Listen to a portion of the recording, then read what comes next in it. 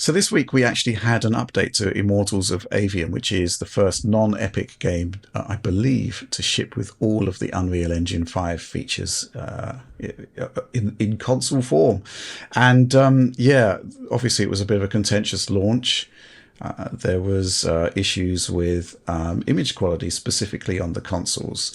They've released a new patch which is said to address this, but it's been somewhat overshadowed by the fact that the developer announced yesterday that around 45% of the studio staff are facing redundancy, which is really, really bad. Sort of puts anything else we've got to say about Immortals of Aveum into sort of stark contrast, really. I think this kind of illustrates that, you know, if you're going to go all in on a big game and it doesn't hit, then the consequences are unfathomably dire, and it's quite distressing to see this all sort of roll out. Do you have any thoughts on this before we talk about the actual patch, Alex? Well, I talked with developers who worked on it, and they were wonderful people, and I hope they're fine. I don't know any specifics there.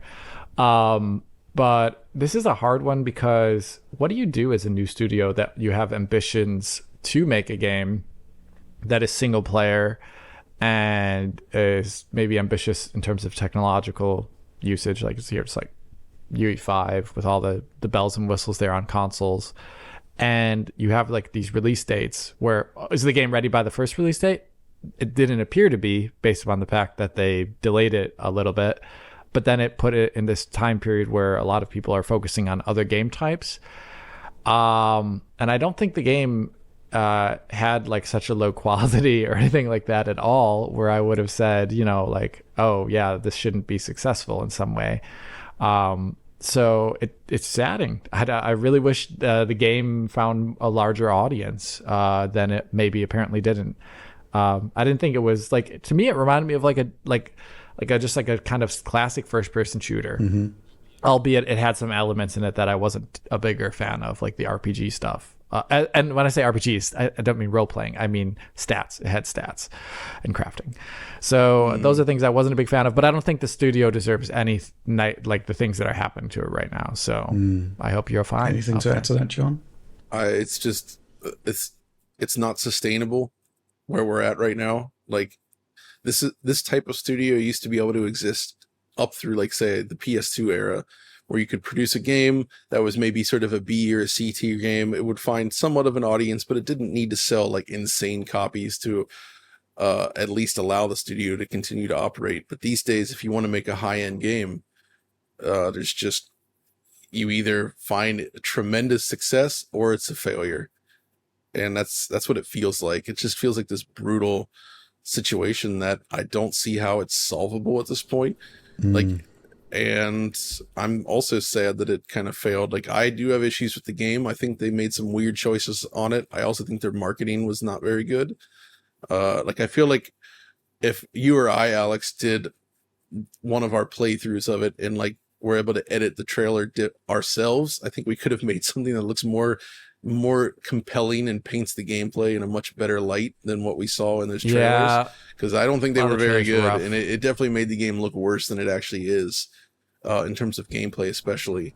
Yeah, definitely. So there's definitely some missteps there, and I think the timing of it, you know, coming near Starfield like that, the price, just all these different elements came together and really kind of prevented it from sticking out.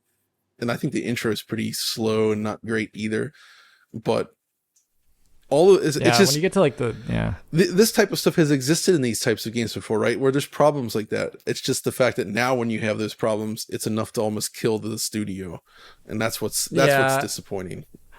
I think also the review landscape is really rough looking at it. Like, there's nothing wrong with a 7 out of 10 game. Like, the PS2 era is Metacritic like culture. Metacritic culture kind of like, that shouldn't sink a studio. A 7 out of 10 is great. I listen to a bunch of albums all the time that were awarded 7 out of 10s. I watch movies that are critically acclaimed as 7 out of 10 or whatever. And, you know, but for games, that's like a death sentence. Dude, I was just almost writing about Castlevania Chronicles for a book. And really? I love that. It's a PlayStation 1 port of the X68000 Castlevania sort of reboot that they did back in 1993. It is freaking great, and the Chronicles version is a masterpiece. But I actually looked at reviews from that era. It was getting like, it got like a 6 at GameSpot. You know, things like this. All these sites gave it very low score. Oh, it doesn't feel cutting edge. It's not. It's just 2D. It's not that great. You know. Yeah. Like you read his reviews, and it's like these reviews are worthless and do not tell you anything about the actual quality of what they did. They lament the fact that it's not what they wanted, rather than talking about how well it executes on what it actually is. And that's, you know, that's all game reviews are these days. It's like, well, if you don't get like a Metacritic over this, then it's a failure. And that sucks. Well, you know, speaking of Immortals of Aveum and the new patch, I hadn't played the game before. Tom is on vacation, so he couldn't look at the new patch. But obviously there were issues at launch, and something which sort of didn't go down particularly well was the hyper-aggressive upscaling from 720p native resolution. They do appear to have actually changed the resolution profile of the game with the latest patch, patch 3. And I think we're looking now at a base 960 resolution, a kind of 960 to 1440p resolution. You can see I actually accessed Tom's PC remotely while he was on vacation and compressed some of his video files to send over along with the frame rate data, so I could actually compare against how the game looks in the new patch. And yeah, the resolution increase has come with a deficit to frame rate, which I don't think it was the intended behavior. No. So they've addressed one problem but introduced a new one from my perspective. And I tried also to capture it at 1080p resolution, with the idea being maybe that, you know, they would be a bit more flexible on resolutions if you've got a 1080p output. There was some talk about that in your original interview, I believe, Alex. Yeah. But it seemed to be running at much the same frame rate as well. Okay. Yeah, so, you know, it's definitely a cleaner looking game. And I have to admit, from my first impressions, I think the tutorial side of things is a bit extended, and they sort of throw too many gadgets at you at one time. I think you talked about this before we started recording, where you don't actually experience or get to enjoy the stuff before something new comes along in terms of weapons and stuff. But yeah, and the intro is a bit sort of prolonged. But when it gets going, I thought it was a really nice game. I just don't think they've quite hit the image quality and performance targets that they were looking for. But I do understand that further work is continuing on the game, and that's good. Yeah, there's going to be a transition to Unreal, a newer version of Unreal Engine, as I understand it. So, you know, hopefully we'll get a renaissance to Immortals of Aveum, because I think there's something there. I actually think it is a stunning looking game, actually. Especially on PC, where you've obviously got more performance and you've got more robust upscaling options there.